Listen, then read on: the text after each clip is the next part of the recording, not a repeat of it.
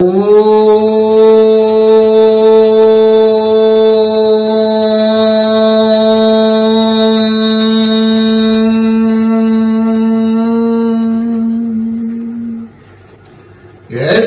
भूमिः प्रमान्तरिक्षमुतो घरम् दिवं यश्चक्रे मूर्धानंस्तस्मै ज्येष्ठाय ब्रह्मणे नमः।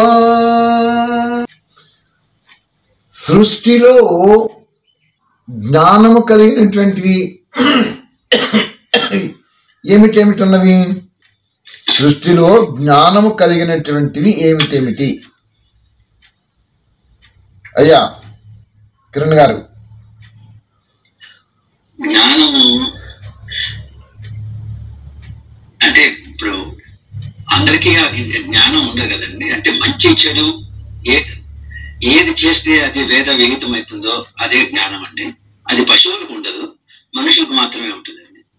కానీ మనుషులకు కూడా అందరికీ ఉండదు సార్. ఉంటే ఇక వికర్మలు అన్నీ జరుగుతాయండి. అలాగంటారా? జ్ఞానం అని దేన్ని అంటారు? నేను దేహాన్ని కాదు ఆత్మని అనేది మొదటి సార్. అది తెలుసుకోవడం, అది అందరూ అనడం చెప్పేస్తామండి. దాని అనుభవపూర్వకంగా ఎన్ని గంటలు, రోజులో ఎన్ని నిమిషాలు, ఎన్ని గంటలు ఆ భావన నిలుపుకొని ప్రతి కర్మను అనుభవించినప్పుడు అది కష్టతరమైందండి. కానీ ప్రయత్నం చేస్తుంటాము. అంతవరకు వెళ్ళవద్దు. పశు పక్షాదులకి జ్ఞానం ఉందంటారా లేదంటారా? ఉంటుందండి. ఎందుకంటే వాటికి కూడా సందర్భాన్ని బట్టి వాటికి కూడా నాకు ఇప్పుడు ఒక పశువులు ఉందనుకోండి, వాడి బిడ్డల్ని ఎంతో ప్రేమగా చూసుకుంటారు. పశుపక్షాదులకి జ్ఞానం ఉంది, ఆత్మకి జ్ఞానం ఉంది. పశుపక్షాదులు ఎవరు?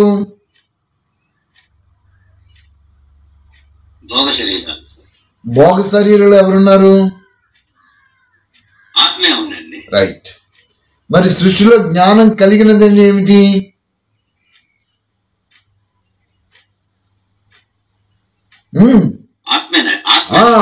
రైట్, అదే చెప్తున్నా.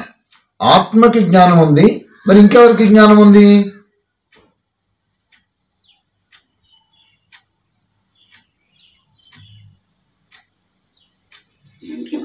అంటే అందరూ ఆత్మస్వరూపులే కదండి. అన్ని ఆత్మలు వదిలిపెట్టండి, ఆత్మే తీసుకుందాం. ఆత్మ పశుపక్షులైన ఒకటే, స్థావరములైన ఒకటే, మనుషులైన ఒకటే, ఏదైనా ఒకటే.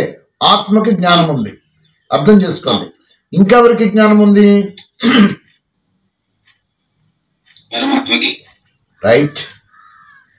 ఆయనకి ఎట్లాగా ఉంది సార్, అందుకే ఆయన పరమాత్మ పేరు చెప్పలేదు సార్.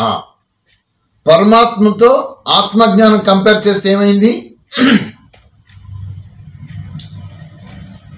పరమాత్మతోటి ఆత్మజ్ఞానాన్ని పరిశీలిస్తే ఏమర్థం అవుతుంది మనకి? పరమాత్మ పూర్ణ జ్ఞానం అవుతాడు, ఆత్మ అల్పజ్ఞానం అవుతుంది. అయితే అక్కడ జ్ఞానం ఉంది, ఇక్కడ జ్ఞానం ఉంది. అర్థమైంది కదండి?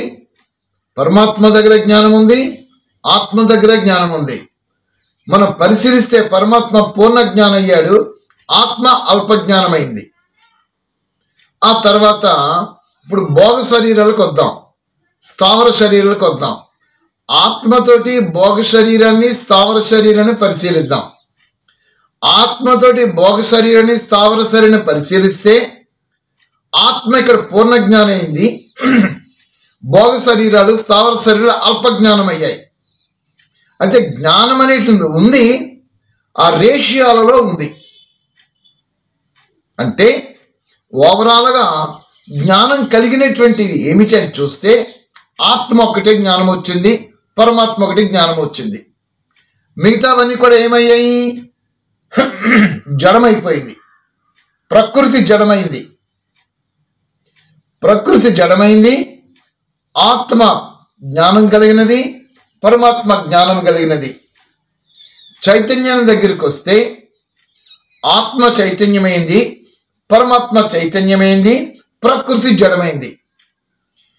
ఈ మూడింటిది చూస్తే వ్యత్యాసాలు పరిశీలిస్తే ప్రకృతికి జ్ఞానము లేదు, ప్రకృతి చైతన్యరహితము.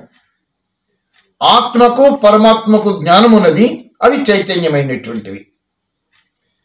అర్థమైంది కదండి? ఇప్పుడు మనస్సు, బుద్ధి, చిత్తం, అహంకారము. చిత్ అంటే ఒక అర్థం వచ్చింది, జ్ఞానం వచ్చింది, అది పక్కకు తీసేసేయండి.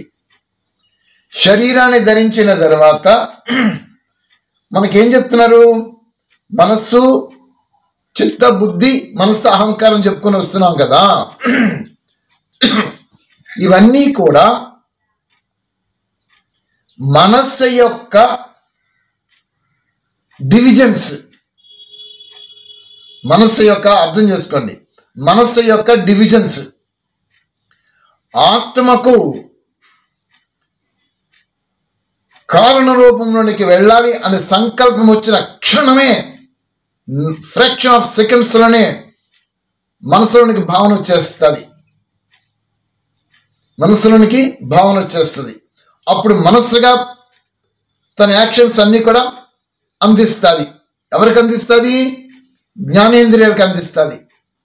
జ్ఞానేంద్రియాలు కర్మేంద్రియాలకు అందించేస్తుంది. ఇవన్నీ కూడా ఫ్రాక్షన్ ఆఫ్ సెకండ్స్లోనే, నో టైం వెళ్ళిపోతాయి. మళ్ళీ అదే ఫ్రాక్షన్ ఆఫ్ సెకండ్స్లోనూ సెకండ్ డివిజన్లోకి ప్రవేశించేస్తుంది. అదే బుద్ధి. కారణము బుద్ధి జడమే, మనసు జడమే, చిత్తము జడమే, అహంకారము జడమే. ఇవన్నీ కూడా మనస్సు యొక్క డివిజన్స్. ఈ మనస్సుకి బుద్ధికి అత్యంత దగ్గర సంబంధము. ఆత్మ చైతన్యము శుద్ధము. ఆత్మలో ఉన్నటువంటి జ్ఞానమే చిత్తంగా మనం చెప్పుకోవాల్సి వస్తుంది. జ్ఞాన పరిధిలో ఆత్మ దాన్ని ఆలోచించి సంకల్పంతో ఎప్పుడైతే సంకల్పంలోనికి వెళ్ళిందో ఆత్మ, అప్పుడు మనసుగా డివిజన్ వర్క్ చేసేస్తుంది. మనస్సు డివిజన్ నుంచి వర్క్ చేసినటువంటిది సంకల్పాల రూపంలో దాన్ని న్యాయాన్యాయాలు మళ్ళీ వెంటనే తనలో నుంచే నెక్స్ట్ డివిజన్లోనికి వెళ్ళి బుద్ధిగా నిర్ణయించుకుంటుంది. ఆ బుద్ధిగా నిర్ణయించుకున్నప్పుడు ఆ పని చేస్తే అప్పుడు తనలో సెకండ్, థర్డ్ డివిజన్లోకి వెళ్ళి అహం ఉత్పన్న అయిపోతుంది. నేను చేశాను, మళ్ళీ ఆత్మ చెప్పుకుంటుంది అక్కడ నేను చేశానని. ఇక్కడ ఈ మూడు కూడా అత్యంత సూక్ష్మమైనటువంటి డివిజన్స్ ఆత్మకు సంబంధం కలిగి ఉంటవి. ఆత్మ తీసుకుంటే శుద్ధమైన చైతన్యము.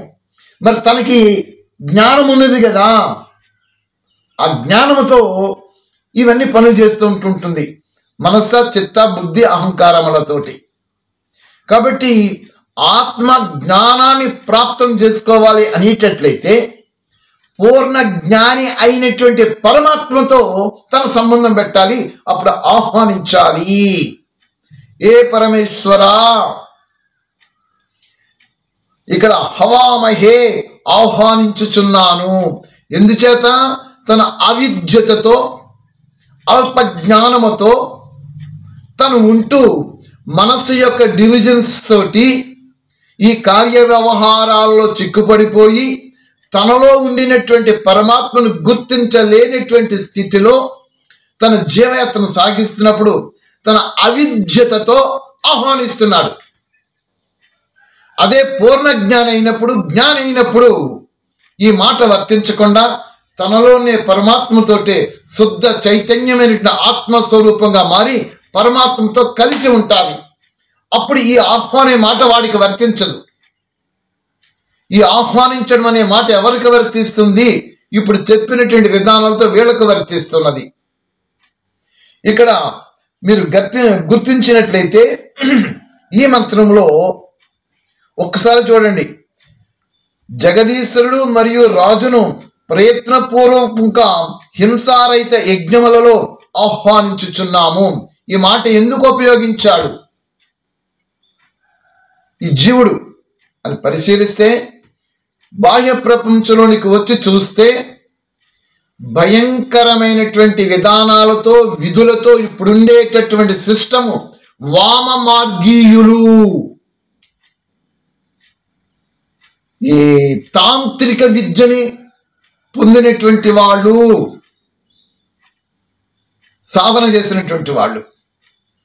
ఆ విధంగా కాకుండా కొంతమంది యజ్ఞయాగాది క్రతువులు చేస్తూ ఉంటున్నారు, కొంతమంది పౌరాణికులు. ఇలాంటి విధానాలలో, వీళ్ళ రచనలలో హింసను చూపించారు. వ్యతిరేక అర్థాలతోటి, విపరీత భావాలతోటి వేద మంత్రాల యొక్క అర్థాన్ని యథార్థ రహితంగా చేసుకొని చూపిస్తున్నారు వాళ్ళు. అక్కడ ఆ విధంగా చూపించేటటువంటి విధానాలలో హింసాయుతమైనటువంటి, అక్కడ రక్తాన్ని చిందింపజేసేటటువంటి విధానాలతో పశువధ చేస్తున్నారు. అలాంటి హింసారహితమైనటువంటి యజ్ఞం అన్నాడు ఇక్కడ. అంటే వాళ్ళ అవిద్యతతో చేస్తున్నారా అక్కడ? హింసతో కూరుకుపోయినటువంటి యజ్ఞాలు, కొంతమంది యాగాలు చేస్తున్నారు, బలి పశువులు ఇస్తున్నారు. కొంతమంది, మేము మా చిన్నప్పుడు మాకు తెలిసేది, దున్నపోతుని బలి ఇచ్చేవారు అమ్మవారికి అని చెప్పేసేసి, మహిషాసుర వధ దసరాకి. ఇవన్నీ కూడా వేద విరుద్ధమైనటువంటి క్రియలు. తాంత్రిక విద్యని సాధకులు ఎవరైతే ఉన్నారో కొంతమంది ఆ విధంగా చేస్తున్నారు. వేదాల యొక్క అర్థాలు, యథార్థ సత్యము గ్రహించలేనటువంటి విధానాలతో యజ్ఞములో పుత్రకామేష్ట యాగం చేసేవారు. దశరథుడు పుత్రకామేష్ట యాగములో అశ్వమును బలి ఇచ్చాడు అని ఆ మధ్యన ప్రచారంలోకి వచ్చింది, దాన్ని ఖండించాం. ఇలాంటి విధానాలతో యజ్ఞములో ఎక్కడా కూడా హింసాయుతమైనటువంటి యజ్ఞము లేదు. అహింసాపూరితమైనటువంటి యజ్ఞమే దేవయజ్ఞము. ఇవన్నీ రచనలు చేసుకుంటూ వేదాలకి విపరీత భావాల అర్థాలతోటి ఇప్పుడు జరుగుతున్న తంతు జరుగుతున్నది. ఇవన్నీ ఖండన ముండనలు చేశారు మహర్షుల వారు. ఒక్క మంత్రం కూడా ఎక్కడ ఈ విధానాలతో లేదు. మరి ఈ మంత్రం హింసారహితమైన యజ్ఞం అన్నాడు కదా, హింస జరిగింది కదా అంటే ఇదన్నమాట. ఈ విధమైన హింస జరిగింది. ఎప్పుడు జరిగింది? వేదాలు అపరిషేయములు. ఇది గత కల్పములో చేశారు. గత కల్పములో ఈ విధంగా జరిగినది, కల్పము జరుగుతూ వస్తున్నది. దీనిని పరమేశ్వరుడు ఇప్పుడు మనకు చెప్తున్నాడు. ఈ విధమైన విధానాలతోటి హింసారహితమైన యజ్ఞము చేస్తున్నాము. ఎవరు చేస్తున్నాము? మనము చేస్తున్నాము. ఇక్కడ యజ్ఞాలలో పూర్ణాహుతి వేస్తారు. పూర్ణాహుతి వేసినప్పుడు పట్టు వస్త్రాన్ని అక్కడ యజ్ఞములో వేస్తారు ఈ పౌరాణికులు. కానీ ఈ పట్టు వస్త్రం అనేటటువంటిది ఎక్కడి నుంచి వచ్చింది అంటే, ఒక జీవిని చంపి దాని చుట్టూ ఉండినటువంటి విధానాలను తీసి, ఆ యొక్క పై గూడిని తీసి దాన్ని వస్త్రంగా తయారు చేశారు. అంటే ఒక జీవిని చంపి దాని నుంచి ఆ చర్మం వలిచారు. ఇది హింస కదా. మహర్షి వారు అదే చెప్పారు. యజ్ఞములో ఏ విధమైనటువంటి హింసాయుతమైనటువంటి కూడినటువంటి విధానాలు, పట్టు వస్త్రములు కానీ ఇంకేది కానీ, కాకపోతే యజ్ఞము ఆ యొక్క జ్వాల చల్లార్చబడేటువంటి విధానాలతో ఉండినటువంటి ద్రవ పదార్థాలు ఏవి కూడా వేయకూడదు అని అక్కడ విధించారు. అక్కడ అందుచేత పట్టు వస్త్రమే హింసాయుతతో కూడినటువంటి వస్త్రాన్ని కూడా నిషేధించేశారు. ఇక్కడ హింస రహిత యజ్ఞములలో ఆహ్వానించుతున్నాము. అంటే ఏ విధమైన హింస లేనటువంటి విధానములుగా ఉన్నటువంటి అందులోనికి మిమ్మల్ని ఆహ్వానించుచున్నాము. అంటే ఇక్కడ పరమేశ్వరుడు అహింసావృత్తితో ఉన్నాడు. ఆయన ఈ హింసావృత్తిని ఖండిస్తున్నాడు. ఇక్కడ ఈ విధానాలతో మనం తెలుసుకోవాలి. ఆహ్వానించుచున్నామనగా, నాలో అవిద్యతో ఉన్నప్పుడు నేను ఈ విధంగా చెప్తున్నాను. నాలో విద్యను సంపూర్ణంగా నేను మారిపోయినప్పుడు ఈ ఆహ్వానించుచున్నామనే మాట బయటకు పోతుంది. నాలో ఉన్న పరమాత్మతో నిరంతరము ఆయనతోటే ఉంటుంటాను. ఇది ఎప్పుడు జరుగుతుంది? ఆత్మశుద్ధ చైతన్యం అయిపోయినప్పుడు. ఈ ఆత్మశుద్ధ చైతన్యం అయిపోయి పరమాత్మ జ్ఞానంతో సమానమైనప్పుడు ఆత్మకి ఇంకా ఆహ్వానించే ప్రసక్తే లేదు. ఎప్పుడు ఎదురుగానే ఉంటుంటాడు, ఆయనతో ఉంటుంటాడు, మాట్లాడుకుంటూనే ఉంటుంటాడు ఆయనతో. ఆ స్థితికి చేరాలి. ఆ స్థితికి చేరనంత వరకు కూడా పరమేశ్వరుని ఆహ్వానించడమే. చాలా మంత్రాల్లో ఆహ్వానిస్తూ వస్తున్నాము. ఇవన్నీ ఏమిటంటే మనలో అవిద్యను దూరం చేసుకోవడానికి తప్ప, మన భావన ప్రేరణ పెంచుకోవడానికి తప్ప ఇందులో ఇంకా వేరే అర్థం ఏమిది కూడా లేదండి. అయ్యా అమ్మ లీల గారు హ్యాండ్ రైజ్ చేస్తామమ్మా.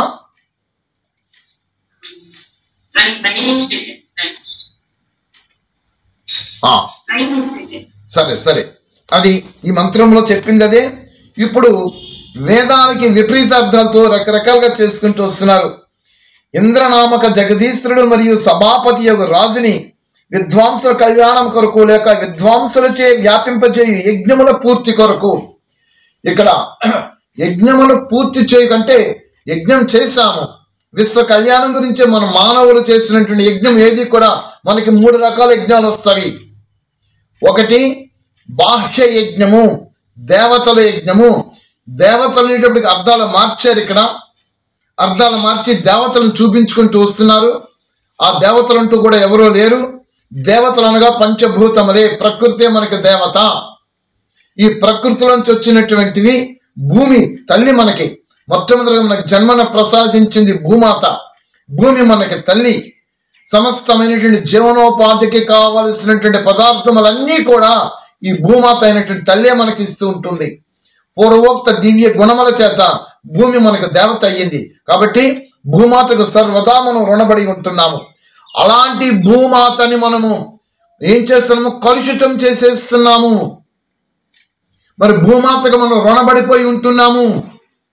మీరు చేసే పూజలు, మీరు చేసే వ్రతాలు, మీరు చేసే ఈ దైవం పేరుతో కార్యక్రమాలన్నీ కూడా ఏ విధముగా ప్రకృతిని శుద్ధపరుస్తున్నాయో చెప్పండి మహాశైలారా. ఏ విధానములతో మీరు ప్రకృతిని శుద్ధి చేసే విధానాలతో దైవం పేరుతో ఒక్కటైనా ప్రజలకు నేర్పుతున్నారా మహాశైలారా? ఓ విద్వాంసులారా, పండితులారా, ప్రవచనకారులారా, పురోహితులారా, మిమ్మల్ని అందరినీ ఇదే నేను అడుగుతున్నాను. వైదిక వేద ప్రమాణముగా మిమ్మల్ని అడుగుతున్నాను. భూమాతను శుద్ధి చేసేటువంటి ప్రక్రియ మీరు దైవం పేరుతో వీళ్ళకి ఎవరికైనా నేర్పుతున్నారా?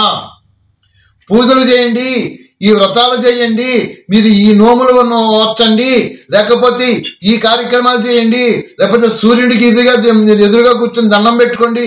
ఇలాంటి అవైదికమైనటువంటి విధానములతో ప్రజలకు నేర్పిస్తున్నారు. దీనివల్ల ఎవరికి లాభం కలుగుతున్నది? ప్రకృతికి ఏమైనా లాభం కలుగుతున్నదా? భూమాతను ఏమైనా శుద్ధపరుస్తున్నారా? జలాన్ని శుద్ధపరుస్తున్నారా? వాయుమండలాన్ని శుద్ధపరుస్తున్నారా?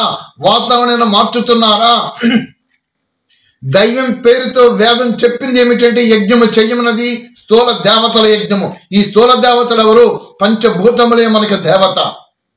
పూర్వోక్త దివ్య గుణముల చేత భూమి దేవత అయ్యింది. జలము పూర్వోక్త దివ్య గుణముల చేత జలము దేవత అయ్యింది. అగ్ని పూర్వోక్త దివ్య గుణముల చేత అగ్ని దేవత అయ్యింది. వాయువు పూర్వోక్త దివ్య గుణముల చేత వాయువు దేవత అయ్యింది. ఆకాశము దేవత అయ్యింది. అన్నిటికీ అవకాశం కల్పించింది. కాబట్టి ఈ పంచభూతములతో కూడినటువంటి ప్రకృతిని శుద్ధపరిచేటువంటి ప్రక్రియ ప్రతి జీవుడికి, అంటే కర్మ శరీరాన్ని ధరించినటువంటి ప్రతి మానవుడి యొక్క కర్తవ్యము. ప్రతి గృహములో యజ్ఞము జరగాలి. ఇది వేదవాణి. వేదములో పరమాత్మయే క్లియర్గా చెప్పుకుంటూ వచ్చేస్తాడు. ట్రాన్స్పరెంట్ గా చెప్పాడు.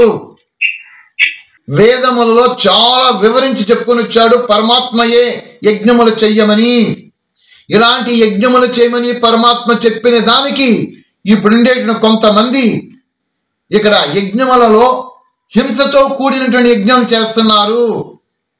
ఆ విధమైన ప్రక్షిప్తాలు చేర్చి పురాణములలో చూపించేసిస్తారు. ఇవన్నీ ఖండన మున్నెలలో జరగాలి. యథార్థ సత్యమైనటువంటి విధి విధానాలతో యజ్ఞం చెయ్యాలి. ఆ యజ్ఞం ఎవరు చేస్తున్నారో వాళ్ళకి చెప్తున్నాడు, హింసారహితమైనటువంటి యజ్ఞం చేస్తున్నాము, మిమ్మల్ని ఆహ్వానించుచున్నాము, పరమేశ్వర రండి అని. ఆలోచించండి. యజ్ఞము చెయ్యటం వలన ఏమిటి విశేషత? ఎవరైతే యజ్ఞం దగ్గర ఉంటున్నారో ఆ యొక్క కర్త హోత ఎవడేమైతే ఉన్నారో ఋత్విక్కులు అధ్వర్యులు ఇదొక సమక్షంలో అందరూ ఒక పక్షంలో చేస్తారో ఆ యజ్ఞములో వేసినటువంటి ఆహుతులు ఏమిటవి? ఓషధులు, వనమూలికలు, శమదులు, ఘృతము ఇవన్నీ వెయ్యటం వలన అక్కడ కెమికల్ యాక్షన్ జరిగి ఈ స్థూల పదార్థములన్నీ కూడా భస్మీమట్టలం అయ్యి సూక్ష్మ పరమాణువులుగా మారి శూన్యములోనికి వ్యాపించి అక్కడ ఎవరైతే ప్రత్యక్షంగా ఉంటున్నారో వారికి శ్వాస ప్రశ్వాసాల రూపములో వారి లోపలికి వెళ్ళి వారిలో ఉండినటువంటి రోగకారక క్రిములని నశింపజేస్తుంది. శూన్యంలో ఉండినటువంటి ఆ రోగకారక బ్యాక్టీరియాని చంపవేస్తుంది. ధూమ్రం ఇంకా పైకి ఎగిసి ఘనీభవించిన మేఘాలను వర్షింపజేస్తుంది. తద్వారా భూమి శుద్ధమవుతుంది. భూమిని మనం కలుషితం చేస్తున్నాం, భూమాతని, భూమి శుద్ధమవుతుంది. జలమును కలుషితం చేస్తున్నాము, జలము శుద్ధమవుతుంది. వాయువును కలుషితం చేస్తున్నాము, వాయువు శుద్ధమవుతుంది. ఈ విధంగా ప్రకృతి శుద్ధమవుతుంది. ఇందు గురించి పరమేశ్వరుడు వేదాలలో మనకి యజ్ఞము చేయమన్నాడు. ఆ యజ్ఞము ఎంతమంది చేస్తున్నారు? ఈ భక్తి మార్గం అనే పేరుతోటి, దైవారాధన అనే పేరుతోటి దానికి విధి విధానాలను మార్చి ఇప్పుడు ప్రజల మధ్యకి తీసుకొచ్చి ఇవి చేస్తే మీకు పుణ్యం వచ్చేస్తుంది, ఇవి చేస్తే మీకు లాభాలు వచ్చేస్తాయి, ఇవి చేస్తే మీకు సంపదలు కలిగిపోతాయి, ఇవి చేస్తే మీకు అవి ఇవి కలిగిపోతాయి అని భ్రమలతోటి భ్రాంతులతోటి ఇక్కడ మీకు అందరికీ దైవ జ్ఞానం పేరుతోటి ప్రచారం చేసుకొచ్చేసిస్తారు. ఇవన్నీ మీకు ఎలాగో వస్తాయి. కర్మక్షేత్రము కర్మభూమి అని చెప్తున్నప్పుడు మీ కర్మ శ్రేష్టత్వము కావాలి కదా. ఆ కర్మ శ్రేష్టత్వం కాకుండా ఇవన్నీ మీకెక్కడి నుంచి వస్తాయి? కాబట్టి ముందు స్వయం చరిత్ర మార్చాలి. అందుగురించి పరమేశ్వరుని ఆహ్వానించుచున్నాము. ఇక్కడ పరమేశ్వరుడు అదే చెప్తున్నాడు ఈ మంత్రములో. ఆధ్యాత్మిక మరియు భౌతిక ఐశ్వర్యముల ప్రాప్తి కొరకు మిమ్మల్ని ఆహ్వానించుచున్నాము. ఆహా, ఎంత అద్భుత విషయము!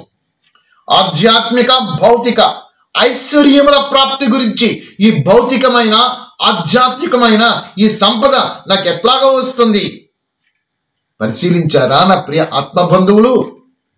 దైవము దైవము దేవుడని పేరుతోటి మీరు చేసే కార్యక్రమాలు ఏం చేస్తున్నారు? నేను మొన్న చెప్పాను, ఒక వీడియోలో చెప్పాను మీకు. వినాయక చవితి జరుపుతున్నారు, దసరా ఉత్సవాలు జరుపుతున్నారు, రకరకాల కార్యక్రమాలు దైవం పేరుతో జరుపుతున్నారు. ఆ దైవం కార్యక్రమం జరిపేటప్పుడు ఆ వినాయక చవితి యొక్క స్వరూపాన్ని మీరు అక్కడ పెట్టి చేసేటప్పుడు 9 రోజులు పెడితే 9 రోజులు, 5 రోజులు పెడితే 5 రోజులు, 3 రోజులు పెడితే 3 రోజులు, 1 రోజు పెడితే 1 రోజు. ఒక పక్క నుంచి వేదఘోషతోటి, వేద మంత్ర పఠనముతోటి, సాయంత్రం అవగానే వేదాధ్యయనముతోటి వినాయక చవితి మీరు ఎవరైనా జరిపిస్తున్నారా? ఓ ప్రేక్షక మహాశైలు, విద్వాంసులు, ఈ సంఘ పెద్దలు, గ్రామ పెద్దలు, మిమ్మల్ని అడుగుతున్నాను ఈ ప్రశ్న. చెప్పండి జవాబు. పిచ్చి పిచ్చినటువంటి విధి విధానాలతో డ్యాన్స్ ప్రోగ్రాంలు పెట్టి రకరకాల కార్యక్రమాలు పెట్టి యువతను పాడు చేయటం లేదా మీరు? దసరా 9 రోజులు కూడా ఉత్సవాలు జరుపుతున్నప్పుడు 9 రోజులు కూడా ఒక ప్రకంచి వేదఘోషతోటి, వేద పఠనంతోటి, యజ్ఞంతోటి జరుగుతూ రావాలి సూర్యాస్తం అయ్యేంత వరకు. ఒక ప్రకంచి మీరు దేవిగా అమ్మవారికి ఏం చేస్తారో చేసుకుంటూ వెళ్ళండి. రెండో ప్రకంచి వేదాధ్యాయం, వేద పఠనముతోటి, యజ్ఞముతోటి ఉదయం ప్రారంభించి సూర్యాస్తం అయ్యేంత వరకు అక్కడ చెయ్యండి దేవయజ్ఞము. బ్యాటిస్వైగా ఒకరి తర్వాత ఒకరిని కూర్చోబెట్టండి ఆ యజ్ఞాలలో. వాళ్ళందరి చేత ఆహుతులు ఇప్పించండి. పండితులారా, ఋత్విక్కులారా, ఏం చేస్తున్నారు? మన సాంప్రదాయం ఎటు వెళుతుంది? ఒక ప్రకంచి సనాతన ధర్మము సనాతన ధర్మం అని చెప్పేసి కేకలు వేసుకుంటున్నారే. ఏమిటి సనాతన ధర్మము? వేదములో పరమాత్మ ఏం చెప్పాడో అది అనుష్ఠానము చేయడమే సనాతన ధర్మము. వేదములో పరమాత్మ అష్టాంగ యోగాంగ సాధన చెప్పాడు, అది ఆచరించడమే సనాతన ధర్మము. మీకెక్కడి నుంచి వచ్చాయి సనాతన ధర్మంతో ఇప్పుడు చేస్తున్న తంతు? మీరు కల్పించారు. ఇవన్నిటికి ఖండన మండలం జరపాలి. Back to Vedas. ఈ మంత్రములో అదే చెప్తున్నాడు. మీకు ఐశ్వర్య ప్రాప్తికి భౌతిక సంపద, ఆధ్యాత్మిక సంపద రెండింటినీ మాకు ప్రాప్తం చేయడానికి నేను ఆహ్వానిస్తున్నాము. పరమేశ్వరుని ఆహ్వానించుచున్నాను ఈ రెండింటి ప్రాప్తి కొరకు అంటే ముందు నా చరిత్ర మారాలి కదా. దానికి నేను అర్హతను ప్రాప్తం చేసుకోవాలి కదా. అవిద్యతతోటి వివిధ వివిధ విధానాలతో ఆచరణ సాంప్రదాయాలతోటి వెళుతూ పరమేశ్వరుని ఐశ్వర్యం కావాలి, ఆధ్యాత్మిక సంపద కావాలి, భౌతిక సంపద కావాలంటే ఆయనలాగా నాకు ఇస్తాడు. నా చరిత్ర బాగోలు లేనప్పుడు, నేను అర్హతను ప్రాప్తింప చేసుకోలేనప్పుడు, కాబట్టి మొట్టమొదట ఆ అర్హత నేను పొందుకోవాలి. పరమేశ్వరుడి దగ్గర నుంచి ఏ విద్యనైతే, ఏ సంపదనైతే నేను ప్రాప్తం చేసుకోవాలనుకుంటున్నానో దానికి నేను అర్హతను కావాలి కదా. నాకు డాక్టర్ సర్టిఫికెట్ ఇచ్చేస్తే నేను చంపేస్తాను ప్రజలను పట్టుకొని. ఆ 5 years ఆ MBBS కోర్సు చదివి MD చేసి MS చేస్తే అప్పుడు నాకు ఆ సర్టిఫికెట్లు వస్తాయి, తద్వారా నేను వైద్యం చేయగలుగుతాను. ఇది కూడా అంతే కదా. ఆ విద్యను అభ్యసించాలి కదా, పరమాత్మ యొక్క విద్య అభ్యసించాలి కదా. పరమాత్మ యొక్క విద్య ఏమిటంటే జ్ఞానమే. ఆ యొక్క జ్ఞాన విద్యను నేను అభ్యసించాలి. ఆ విద్య ద్వారా నా చరిత్ర మార్చుకోవాలి. అప్పుడు నేను అర్హతను ప్రాప్తం చేసుకుంటాను. ఓ ఈశ్వర, ఇప్పుడు నేను ఆహ్వానిస్తున్నాను. అంటే నాలో అవిద్య తొలగిపోయింది కాబట్టి ఆహ్వానిస్తున్నాను. రా, నాకు అన్ని అనుగ్రహించి ప్రసాదించు అన్నప్పుడు అడగవసరం లేకుండానే ఎప్పుడైతే నా అర్హతను ప్రాప్తం చేసుకున్నానో తక్షణమే ఆయన అన్ని నాకు ఇచ్చేస్తుంటాడు. తెలియకుండా నాకు అన్ని సంప్రాప్తం అయిపోతుంటుంటవి. ఆ తర్వాత భావార్థం తీసి చూస్తే, ప్రపంచంలో లేక రాష్ట్రంలో వివిధ సత్కార్యముల సఫలత కొరకు మరియు వివిధ ఐశ్వర్యముల ప్రాప్తి కొరకు పరమాత్మ మరియు సభాపతి రాజును పునః శ్రద్ధాపూర్వకంగా సేవించుచుందము. ఎంత అద్భుతంగా చెప్తున్నాడు పరమేశ్వరుడు ఈ మంత్రంలో. 249వ మంత్రం సామవేదంలో, వివిధ సత్కార్యముల సఫలత కొరకు మరియు వివిధ ఐశ్వర్య ప్రాప్తి కొరకు. ఏ కార్యమైతే మీరు చేస్తున్నారో ఆ కార్యము సఫలతం ప్రాప్తం చేసుకోవాలంటే పరమేశ్వరుని మీరు ఆహ్వానించాలి. ఆహ్వానించడం అంటే, ఇప్పుడు గదిలో ఉన్నారు, ఒక ఇంట్లోనే ఉన్నాం, కార్యక్రమం అనేది చేస్తాం, ఆ రెండని పిలుస్తున్నాం, అటు కూర్చోబెడుతున్నాం. ఇది స్థూలంగా జరుగుతున్న తంతు. మరి లోపట ఆయన ఉన్నాడు కదా. బాహ్య యజ్ఞం అయింది, ఆంతరిక యజ్ఞము కదా. ఈ ఆంతరిక యజ్ఞములో పరమాత్మను ప్రజ్వలింపజేస్తూ రావాలి. జ్వాలామాలమై ఈ లోపటి నుంచి ఆయన యొక్క దివ్య వాణి ఈ యొక్క వాచా ద్వారా బయటికి రావాలి. అంటే ఈ అంతరాంతరాలలో ఉండినటువంటి అణువున విద్యామాలని ఉండినటువంటి ఆ పరమాత్మను నేను నా నిద్రావస్థ నుంచి మేల్కోవాలి కదా. అంటే నేను మేల్కోవాలి కదా. ఆ నేను మేల్కోవడమే ఆయన ఆహ్వానించడము. నాలో అవిద్యను తొలగించుకోవడమే ఆయన ఆహ్వానించడము. అంతటా నిండి నిబిడీకృతమై ఉన్నాడు. ఏ పురుషే బ్రహ్మ విదుస్తే విదుహు పరమేశ్వరం యో వేద ప్రజాపితం జ్యేష్టం ఏ బ్రాహ్మణం స్కంభ మనుషం విదుహు. అణువున విద్యామానుడై ఉన్నాడు ఆ పరమేశ్వరుడు. అలాంటి అణువున విద్యామానుడై ఉండినటువంటి ఆ పరమేశ్వరుని ఎవరు తెలుసుకోగలుగుతారు? ఎవరైతే విద్వాంసులు ఆయన శరణ పొంది ఆయన యొక్క ఆజ్ఞలను, శాసనములను, నియమములను స్వయములో అనుష్ఠాన రూపంలో తీసుకుని వస్తున్నారో వారు తెలుసుకోగలుగుతారు. ఎప్పుడు వారితోటే ఉంటుంటాడు. వారితో ఉంటాడంటే అర్థం లేడా? కాదు. వారితో నిరంతరం ఉన్నాడనే భావనతోటి సర్వత్రా పరమాత్మ మయముతోటే వారు చూస్తూ ఉంటుంటారు వారిని, ఆ పరమేశ్వరుడిని. మరి మిగతా వారు అవిద్యతో ఉన్నారు కాబట్టి వారు తెలుసుకోలేరు. ఎక్కడో ఉన్నాడు వెతుకుతూ ఉన్నారు. కాబట్టి అలాంటి ఐశ్వర్యంలో ప్రాప్తి చేసుకోవాలంటే ముందు నేను అర్హతను ప్రాప్తం చేసుకోవాలి. ఈ అర్హత నాకు ఎప్పుడు వస్తుంది? సార్వభౌమ వ్రతం నేను స్వీకరించినప్పుడు వస్తుంది.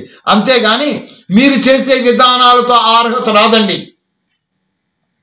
ఎందుకంటున్నాను అనేటట్లయితే ప్రతి క్షణము స్వార్థం చూపిస్తున్నారు. ప్రతి క్షణము కూడా కామ్యంతో చేస్తున్నారు. మీరు ఏ కర్మ చేసినా కామ్యకర్మతో చేసేస్తున్నారు. స్వర్గానికి వెళ్ళాలని, దేవీ దేవతలుగా మారిపోవాలని, లేకపోతే వైకుంఠం పోవాలని, లేకపోతే కైలాసం పోవాలని, లేదనేటట్లయితే దేవీపురం పోవాలని, వంక మీద పాశ్చాత్య మతాస్తులు ఏదైతే చెప్తున్నా అవి చేసుకుంటూ పోతున్నా ఆ విధమైన కామ్యకర్మంతో మీకు జరుగుతున్నవి. కానీ ఇక్కడికి వచ్చినప్పటికీ పరమాత్మ జ్ఞానం దగ్గరికి వచ్చినప్పటికీ నిష్కామ కర్మ జరగాలి. ఏవి జరిగిన అష్టాంగ యోగాంగములు అదే చెప్పాడు. ఏమిటది? ఈశ్వర ప్రణిధానము, కర్మత్యాగము, కర్మఫల త్యాగము, కర్తృత్వ త్యాగముతో సర్వము ఈశ్వరార్పణ చేసేసి తను సాక్షిగా ఉండిపోవడం. ఇది నేర్పుతుందన్నమాట. ఇది చరిత్ర అన్నమాట. ఇది అర్హత అన్నమాట. ఈ అర్హతను ప్రాప్తం చేసుకోండి. ఇలాంటి విద్యా వ్యవస్థ ప్రతి ఒక్కరూ నేర్చుకోవాలి. అప్పుడు మనలో ఉన్న అవిద్య తొలగిపోతుంది. అప్పుడు మనం పరమేశ్వరుని ఆహ్వానించే అవసరం లేకుండానే మనలోంచి అన్ని కూడా ఆయన మనకు కల్పించి ప్రసాదిస్తూనే ఉంటుంటాడు. అదండి ఈ మంత్రానికి అర్థం. అయ్యా కిరణ్ గారు అర్థమైందండి? బాగుంది సార్. చాలా అంటే రకరకాల విధాలుగా మీరు ఇక్కడ ఆహ్వానం అంటే చెప్పారు. మన దాసరి గారు కూడా చెప్పారు. బాగుంది సార్. చాలా సంతోషం అండి. సమాప్తి చేసుకుందాము. అయ్యా ప్రసాదరావు గారు శాంతి మంత్రం చెప్తాను సార్. చెప్పండి సార్.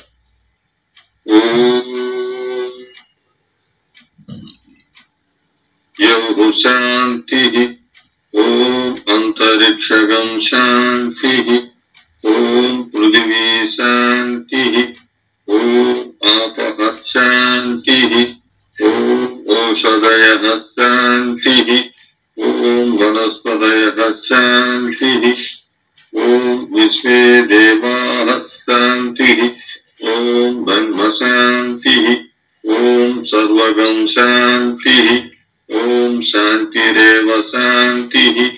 ఓం సామా శాంతిరేధి.